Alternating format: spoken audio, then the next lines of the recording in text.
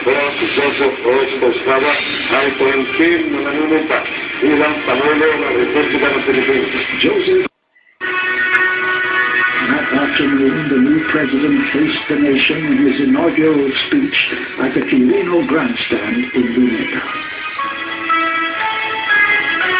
Era presented his priority programs that were in keeping with his beliefs and principles.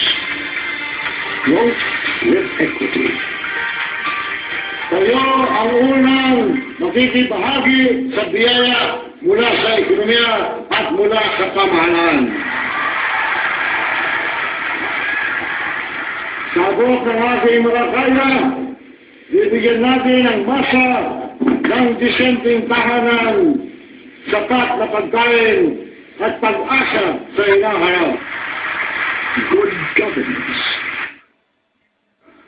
Walang kaibigan, walang kumpare, walang kamag-anak o anak na maaaring magsamantalangin.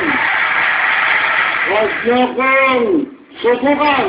And grassroots empowerment. Panaw-naw upang mapabilis ang pagangat sa kabuhayan ng masang Pilipino. Panaw-naw upang magkaroon ng lalang malaking bahagi ng yaman ng ating bansa, ang masang Pilipino.